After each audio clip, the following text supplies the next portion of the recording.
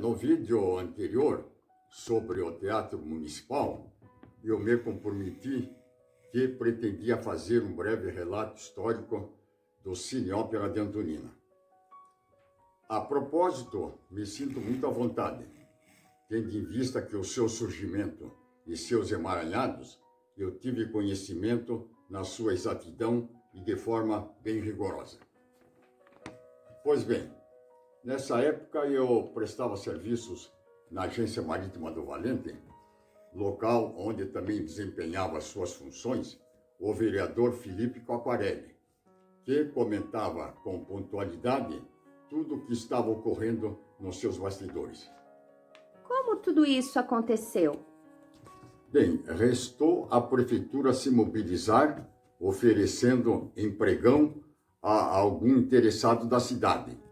E como ninguém se manifestou no prazo estabelecido, tendo em vista que o prédio necessitava de uma prodigiosa reforma, o recurso foi oferecer a algum interessado de prestígio no ramo. Ocasião em que o vereador Coquarelli estabeleceu um contato com seu amigo Ismael Macedo, que desempenhava as suas funções como superintendente do Cine Ópera de Curitiba. E aí, como tudo isso aconteceu? Pois bem, o Ismael mostrou-se interessado no assunto, porém tinha conhecimento pela imprensa que o teatro estava condenado, segundo notícias da própria prefeitura. Isso em outubro de 1960. Então, alegou que, pessoalmente, não teria recursos suficientes para a restauração do prédio. Isso aconteceu? Aconteceu que o mesmo demonstrou muito empenho no sentido de conseguir alguma verba junto ao governo do estado, e caso obtivesse um bom resultado, ele estaria inclinado em assumir com muito prazer a importante tarefa. E aí, ele conseguiu algum êxito?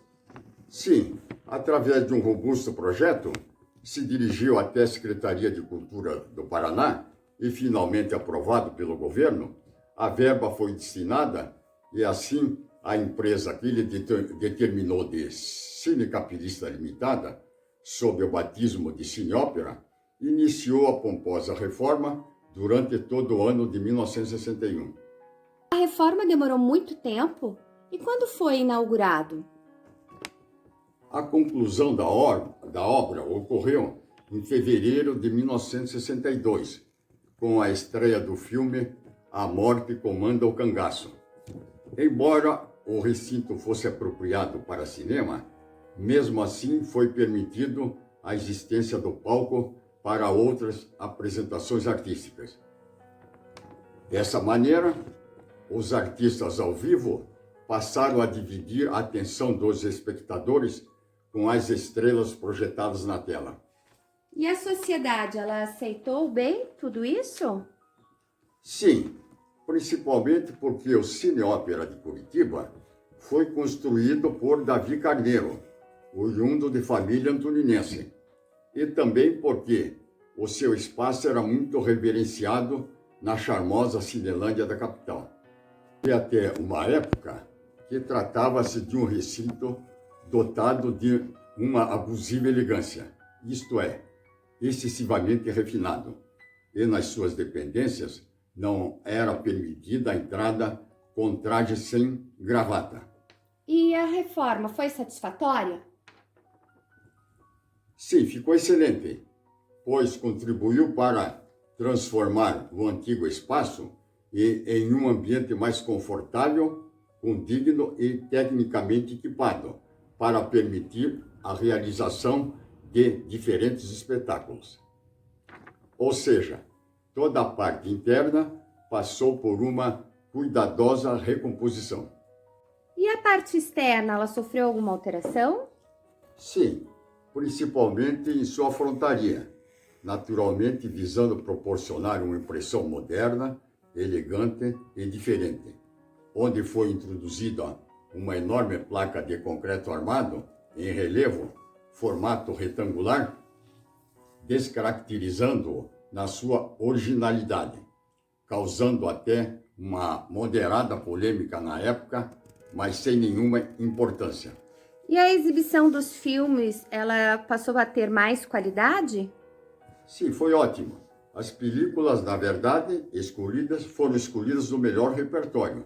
Algumas delas como A Lágrima que Faltou, Imitação da Vida, Um Corpo que Cai com James Stewart e Kim Novak, A Orquídea Negra com Sophia Loren e Anthony Quinn, e os famosos filmes de Sarita Montiel, entre eles Meu Último Tango, La Violetera, A Última Canção, Noites de Casablanca e ainda muitos e muitos outros premiados pelo Oscar.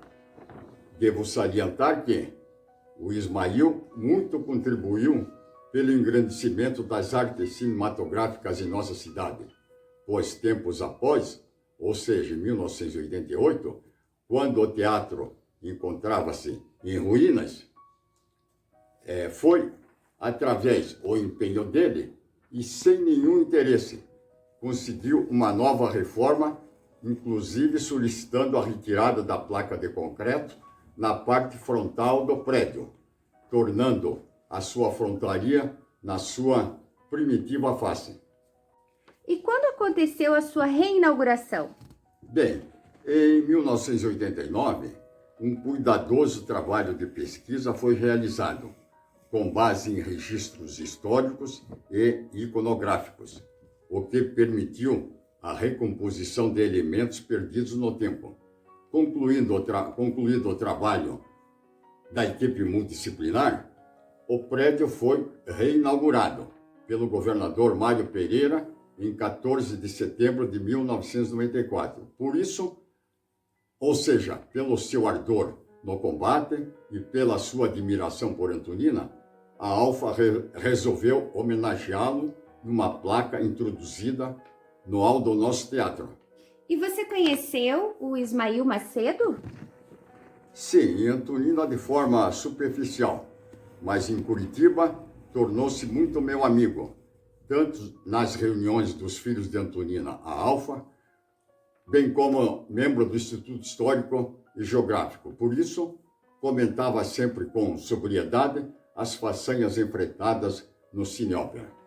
Então, o Cineópera marcou muito a história da cidade.